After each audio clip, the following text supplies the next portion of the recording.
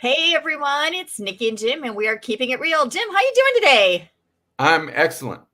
I got to get together with some old friends this morning, and funny enough, I met one guy I graduated with from high school, and it's an excavation company. But I asked him what he's doing. He said, "Oh, I'm building driveways, and we take away trees." And I said, "I need some trees taken away." So the cool thing about that, and we'll be talking a little bit about that today, is building teams where we have all kinds of people that can help people that are selling their homes or buying homes.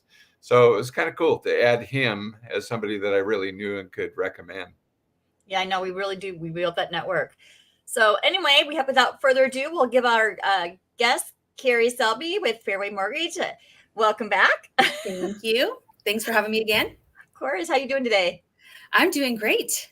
Good. I'm waiting for the sun to come out. I don't know. I think it's going to be cloudy most of the day, but sun's supposed to come out tomorrow again. So I saw 80s next week. Can't wait. So Carrie, what's going on out in the market? Well, things were kind of ugly last week. We talked about that. But, I keep on talking to everybody about the CPI numbers and what those are. I'm going to explain a little bit about them because there are three key inflation components. And right here, the number one of the things is oil prices. They add tons of inflationary pressure on the CPI numbers. In April, oil was selling at $83 a barrel because there was an announcement about production cuts. And so people, scarcity is a scary thing. And so they start to increase the price. So there's less, people will not spend as much money for gas. They'll usually conserve and stay home. But now it's selling for less than $70 a barrel. So that is going to help with the next CPI report. Okay. And then the next thing. Kayaking, right? Yeah, exactly. And the kayak instead of boat riding. There we go. There you go. Kayak use body power instead of gas. Another thing, you wouldn't think about it, but used car prices actually help to determine the CPI numbers. We want this to move at a slower pace and a smaller pace than it has been. If you remember during the pandemic, there was such a scarcity of chips for cars that they were offering tons of money for people to sell their used cars, and then they were selling them at a premium. So they were priced a little bit higher than normal, and they were just soaring out of control. So according to Car Gurus in May, they are up 0.8%.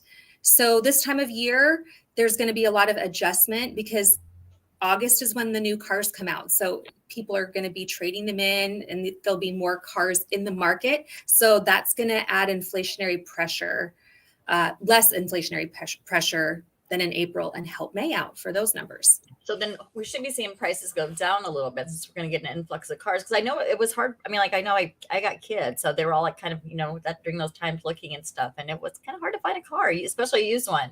Exactly. So, all right. You're exactly right. Good to know. And the thing that comprises the biggest part of that number is the shelter costs and what it costs to rent an apartment. Takes up 43% of those CPI numbers. And the report is really lagging. It's behind. It hasn't caught up yet, but the current rates are dropping fast. Up 0.9% year over year, and they're down from 1.7% in April and 2.6% in March. So you're starting to see a decline, and this will help rents to come down in the CPI report, and it will help inflation come down. So these were all the predictors of why the market is going to start being better for rates and how they're going to decrease. And the last slide is just showing what the average national interest rate was last week. It increased. We said it was ugly. It went from 6.69% to 6.9% nationally. Purchases fell 3% last week due to that. And I'm sure that you in your industry are seeing that, not as many sellers or shoppers on the market. Yeah. But we've seen great progress so far this week. We've been in the green. We had a price improvement today because the numbers keep getting better. And our next important CPI report is due on June 13th. So circle that day on your calendar for the update on what is happening in the market. Is that when we meet again? I think it is, right? The 14th. It's the 14th. It's the 14th. So it's right after. after. We'll have a good report. Well, hopefully we do. Yes. Because I know, I was just on another meeting with our real estate team here in Washington with my company and stuff today. And, it sounds like it's starting to pick up in other areas. So I'm going to hear it's been a little bit slower, but it seems like it's starting to get its kind of the grip on summer and start moving. So I mean, everybody said a little bit slower, couple like last month and stuff, but they're seeing it start picking up now. So fingers crossed. I know, right? But what we're really missing is inventory. So Yes. again, if you're a seller, it's a great time to sell if you need to move, because Yeah. There's been multiple offer situations again from what I've been hearing out there and stuff. And it's been kind of crazy. So yeah. So anyway, Jim, what are we talking about today? Well, today we're in the last process of a seller series, and so we're going in today to some of the final things like contingencies, which are inspections. We're going to go over appraisals and about the teams that we build to help you if you need, say, work needs to be done with inspections. And so, but mainly inspections and appraisals. So let's jump in with the home inspection today, huh? Because that's usually the first thing you're going to get hit with once you're under contract. Once you get kind of the initial paperwork starting to move, and you got title and escrow out, or title out there getting all the information they need to get the title set up to go. Carrie's busy on the buyer's side getting the financing set, and then the buyer is coming through the house and doing a home inspection. And so, I mean, a lot of times you think it's just the buyer who's, a decision maker in this. I mean, it's kind of like, oh, I'm going to ask for this and this and this. It works sometimes, but not always. And let's just talk about what's in the sellers, what they can do when they get a home inspection back. So the buyer comes into their house. They're going to spend probably about 2 hours typically doing a home inspection. That home inspection, what are some things that can include, Jim? Well, like they're going to check basically the general condition of the house. So the roof is a real important one to the buyer. Last house I got a whole new roof because of that.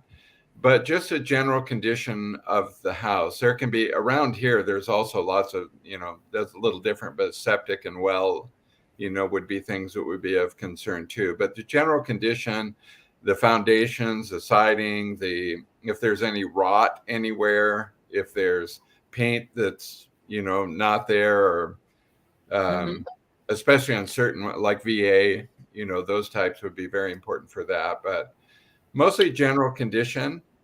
And, broken windows could be it, anything that's in disrepair.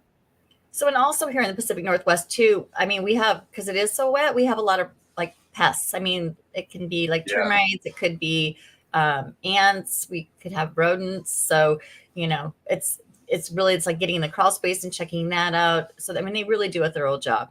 So anyway, the buyer goes in and they do their inspection, and they usually, and I keep telling everybody, even at the new home, it's really rare that you're going to find something that doesn't have anything. I mean, there's still going to be a couple things here or there. Sometimes it's cosmetic, I mean, if it's peeling paint or something and it has to do with the VA loan, for instance, like what Jim was mentioning, then, I mean, that would be something that they would probably have to get fixed in order to proceed with the sale.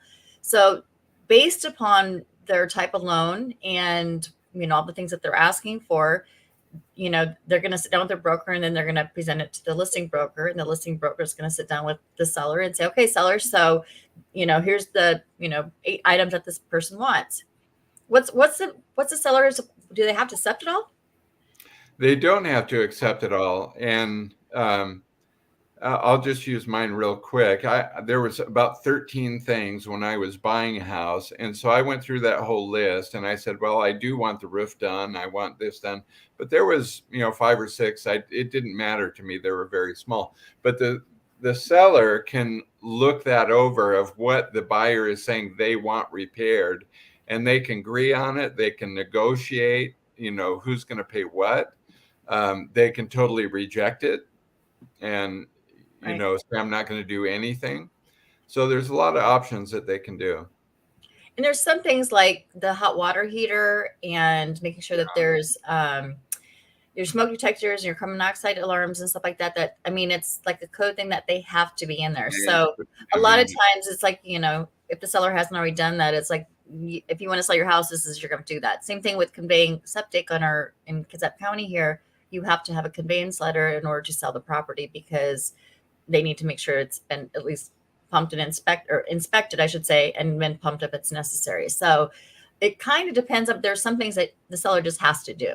There's other things, kind of like what you're saying, like maybe you're a roofer and you really don't care about the roof, and you've already negotiated that in the price, or it was negotiated in the price to begin with, or and it was kind of a done deal. But yeah, you can definitely say no. I mean, I don't want to fix any of this. Sell my house as is.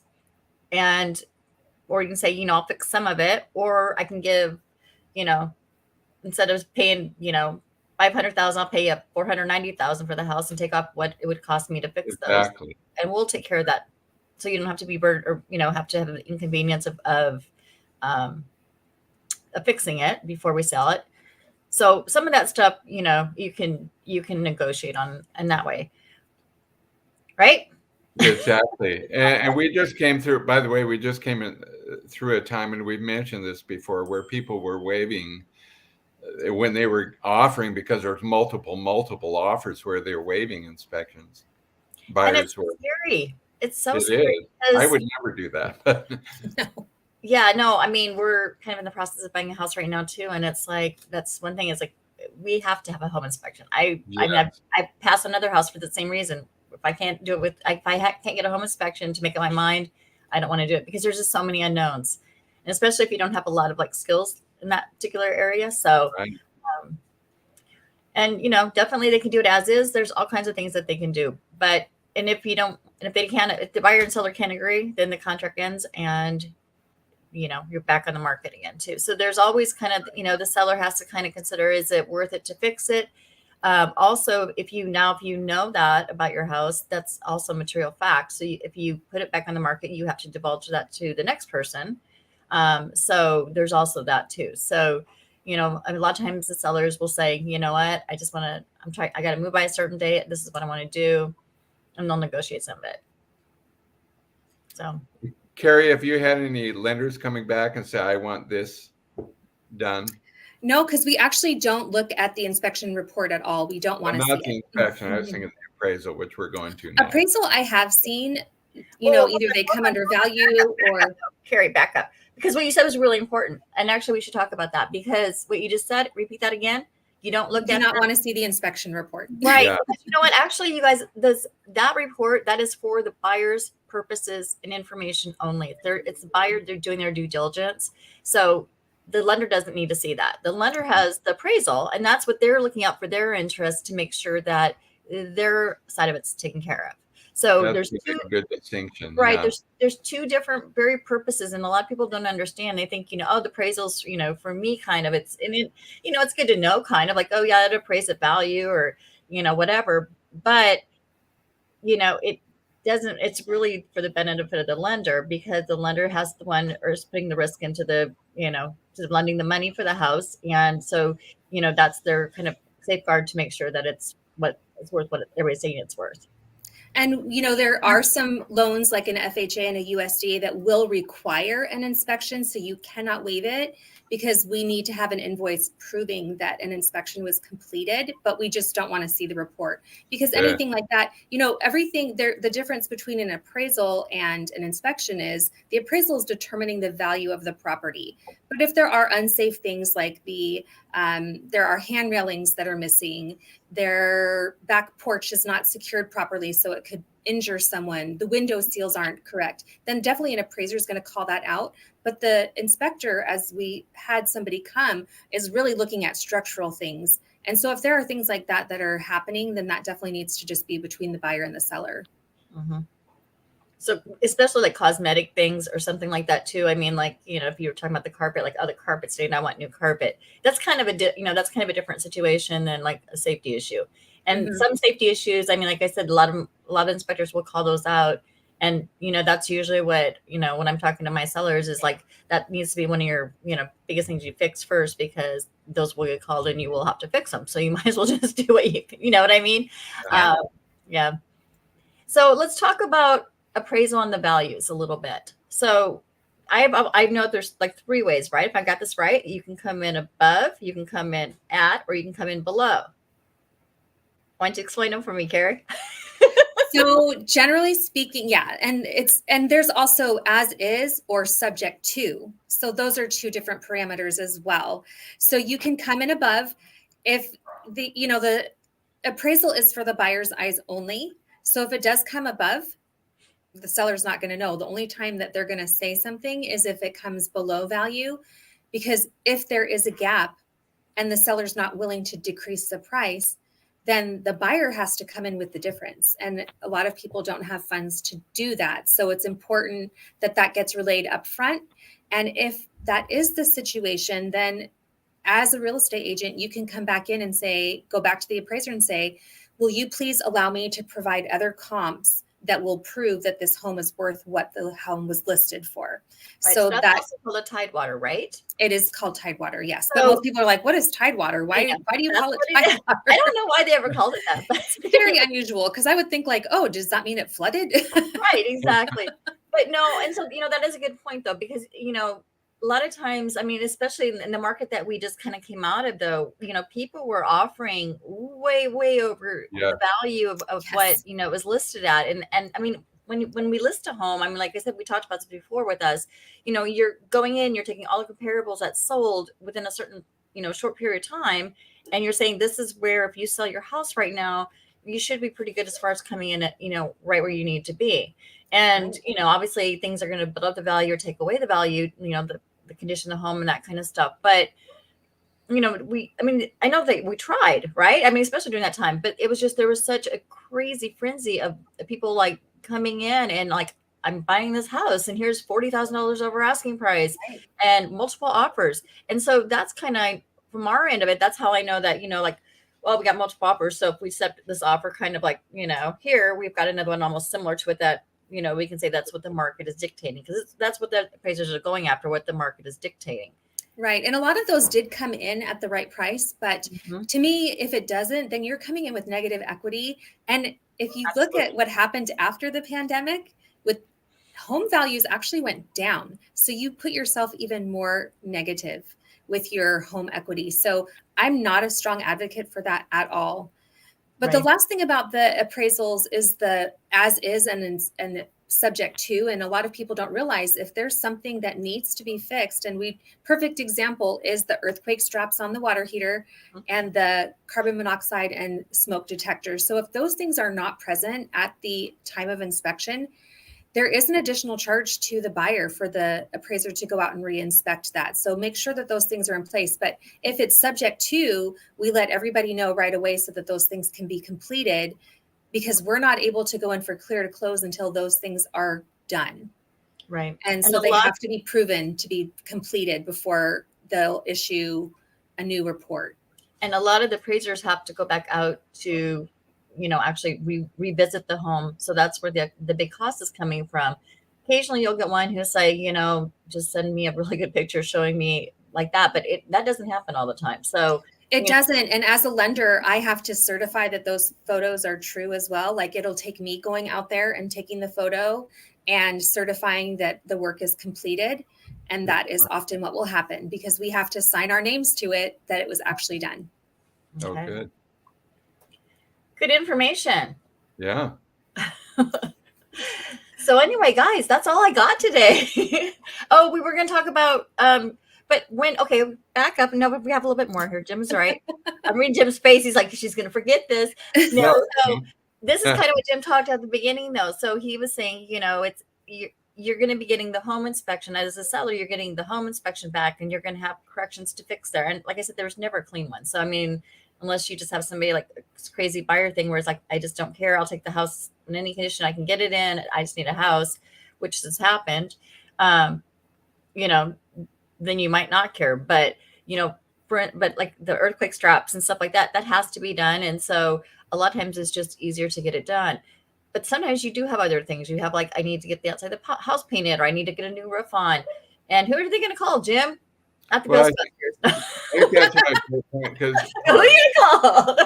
our job is to build a team, to have referrals that we can go to, because some of these are really time sensitive.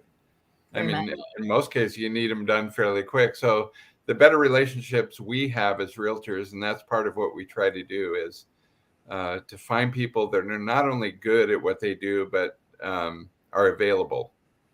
And so that's an important part. And that's one thing that realtors actually work really well together a lot of times. I mean, some of them are very, like, I'm not sharing my person, but there are a couple of groups out there and stuff like that, which I do belong to. And I got to say kudos to those realtors out there. I don't know if they're watching, but no, it's definitely appreciated. I mean, and sometimes you'll get somebody. I mean, there was somebody asking for gas place or gas insert, and I was like, I haven't done that for a long time.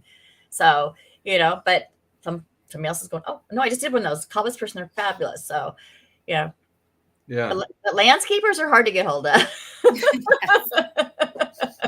Yeah. And handyman, those guys are hard. Yeah. But we just were at a meeting. We got a junk removal guy that was just outstanding. Yeah. And that's really important because part of this too, we were kind of going to go over was getting as a seller to clean out your property. If there's things that have been agreed to get rid of on your property, that's a real important closing point too, to get that done. Yep. So meaning you take all your stuff with you unless you wrote in a contract that's supposed to stay or it's affixed to the house, and exactly. to remove it would cause damage. And other than that, you're really not supposed to take anything else. I mean, any of those things. You're supposed to leave them. Yep. We don't want your old junk. No. You need to remove it and get rid of it. Take care of it that way. Yes. And cleaning and make sure it's cleaned up, not garbage laying around the house and stuff like that. Just cleaned up and empty. Yep. So, all right. That's all we got for today, guys. Thank you for joining us. And make sure you hit that like, subscribe, or follow button and follow us, and so you don't miss an episode. And we'll see you next week. Bye, everyone. Thanks again, Carrie. Thank you.